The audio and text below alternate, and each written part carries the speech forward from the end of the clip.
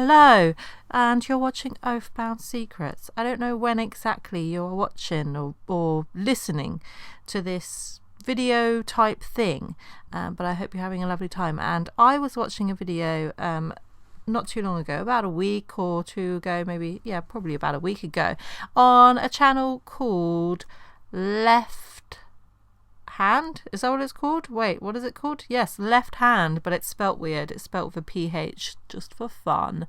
And this little video podcast thing I was watching is called Socialism, Spirituality and the Forgotten Occult Roots of the Left with Graham Jones.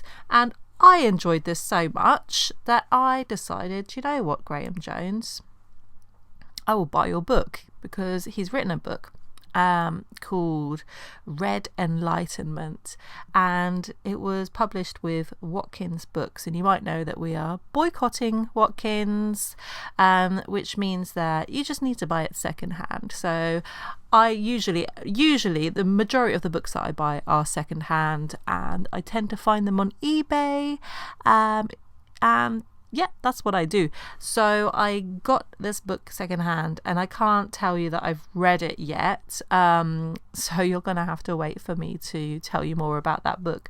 But, I just enjoyed what he was talking about in this little podcast thing. So that kind of inspired me, and it made me think, I'm going to read this book. I think this is going to be enjoyable because for me, these two topics really overlap a lot.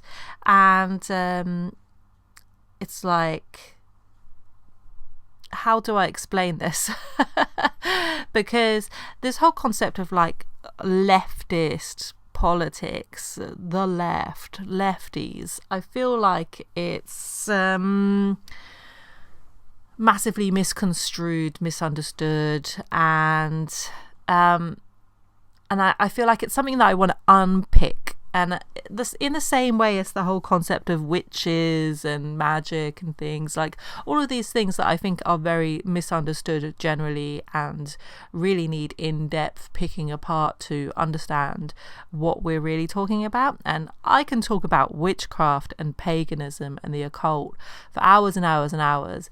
But when it comes to the political stuff, I don't think I'm as knowledgeable, to be honest. I don't think I know everything about, Karl Marx and Engels and Lenin and Trotsky and all these different historical figures. What were they up to, what was happening and stuff. I have like a basic knowledge of history because I think in order for us to understand what is currently happening, we need to understand the past. And it's this same climate of fear and instability that keeps repeating itself in a cyclical manner. And it feels to me almost like it's become acceptable to be a fascist in today's world, although they might not want to call themselves fascists. I mean, there's always this accusation like, oh, we're just throwing around the word fascist all willy-nilly, oh, everyone's a fascist, you're a fascist, they're a fascist, everyone's a fascist. It's like, no, we are actually talking about a specific ideology that we can see that people are spouting these beliefs, and then this whole idea of like, what is right wing? What is far right? What is left? What is far left? What the hell do these terms even mean? Because a lot of the time, we talk about the far right. The far right is rising. The far right is growing. The far right is a danger. And then the people that we're talking about when we say far right turn around and say, we're not far right. What are you talking about? We don't want to be called far right. We don't consider ourselves far right. We are not far right. We're just completely reasonable, normal people. And even they will say that they don't want to be put in there like a political kind of spectrum of. They don't even consider themselves particularly political. They just think that they have certain ideas, and they voice their opinions. And I feel like there's a lot of people out there who sort of reject the idea of being pigeonholed, or they might say that they're on the right, but they don't consider themselves so extreme.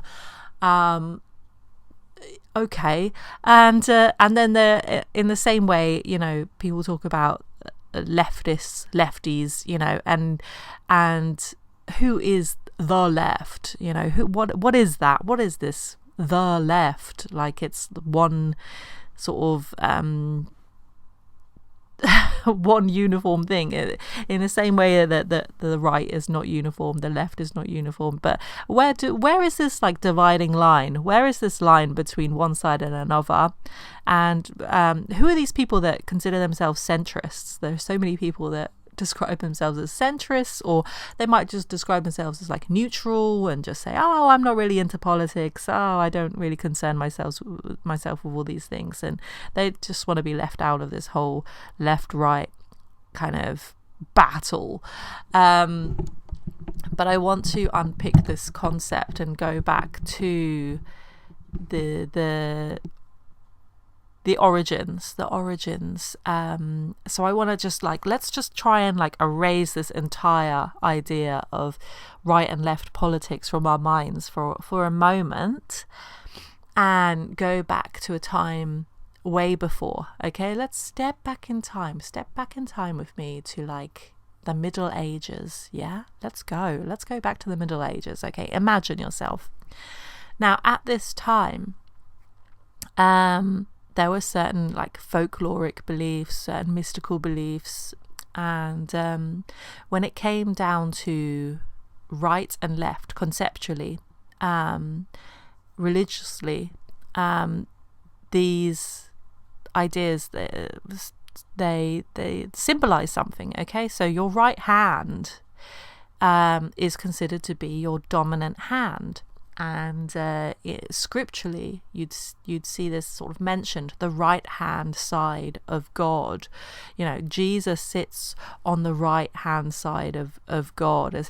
Jesus is God's right hand man. You know, what does this mean? The right hand.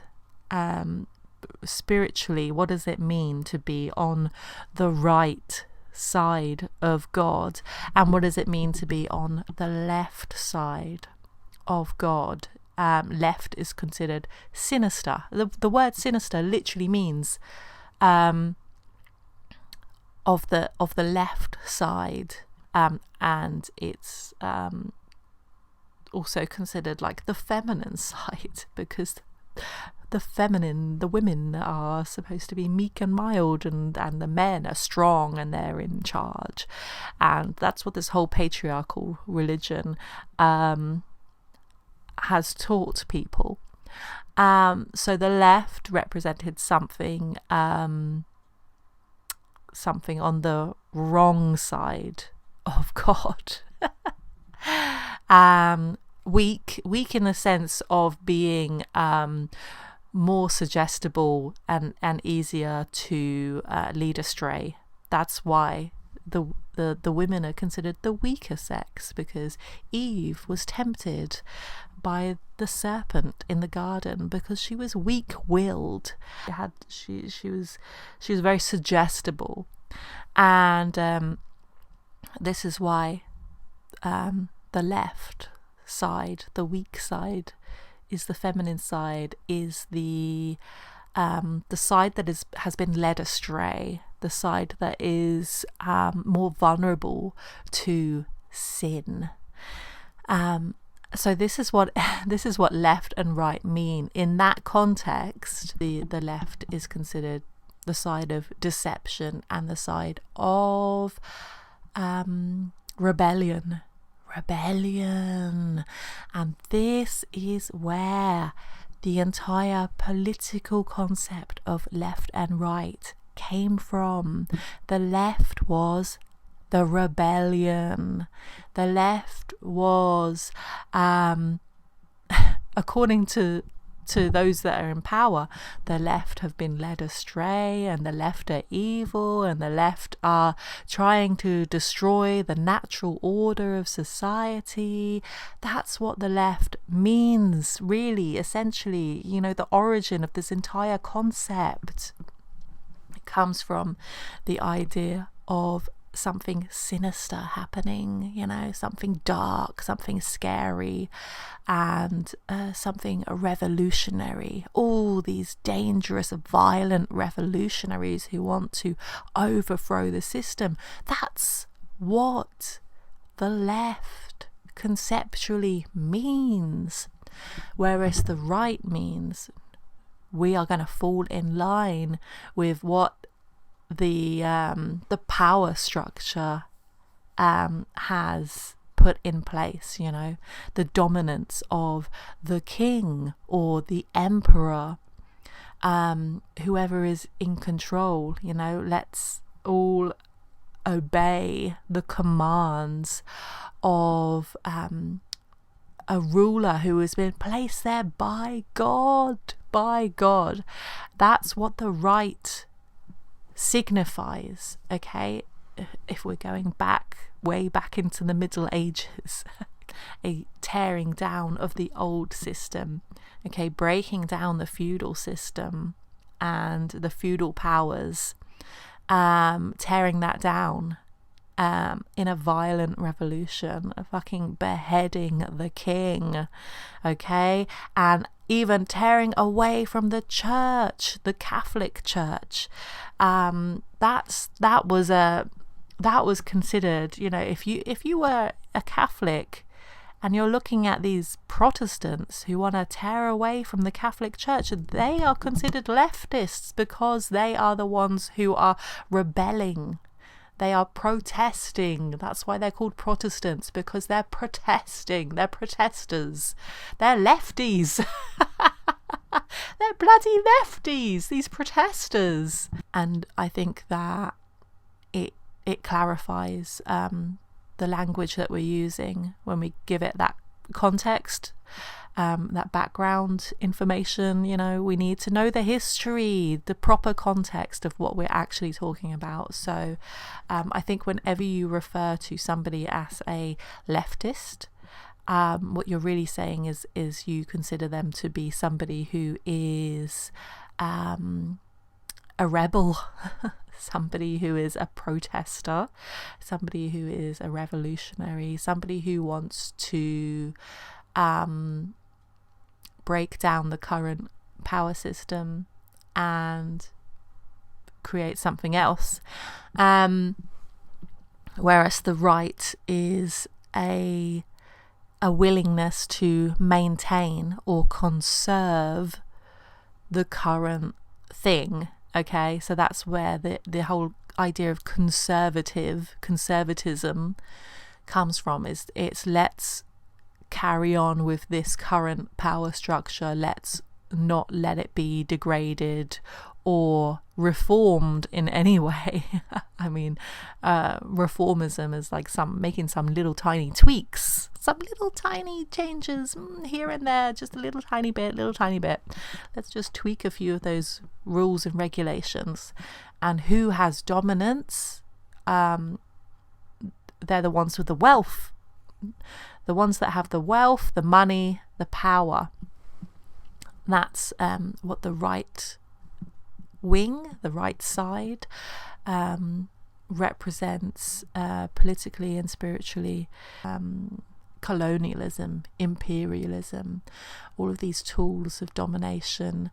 That is what the right represents. It represents domination, exploitation, and maintaining the privilege of a wealthy minority.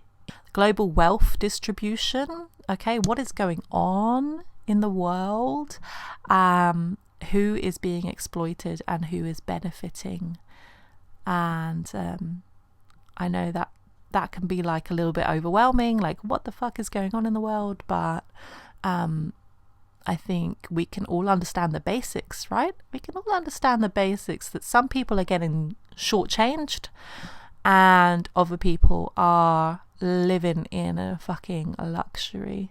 You know, why is that? What's going on? And people on the right will tell you that this is just the natural order. This is just the way things are naturally supposed to be, that some people are just born to be dominant and some people are just born inferior. And this is why we have racism and sexism, because racism and sexism are concepts created to convince you that some people are just born lesser than others and that they need to just accept their fate as being incapable basically. That's what racism and sexism is based on, the idea that you were just born lesser and that is just your fate and that you must accept your position in society and stop complaining. Because if you start complaining, then you're a lefty, you're a protester, you're a rebel, you're a revolutionary, and you're dangerous and you're feared and you're scary. That's the biggest thing, you know, the whole idea of the left being sinister, scary. The people that are in power will always be scared of a violent revolution of the masses overpowering them, because they are few and we are many. When people start talking about the left and the right like that, that is the essence, that is the truth behind the entire conversation. So you can forget everything else that people pretend like left and right really means is total fucking bullshit. Okay. So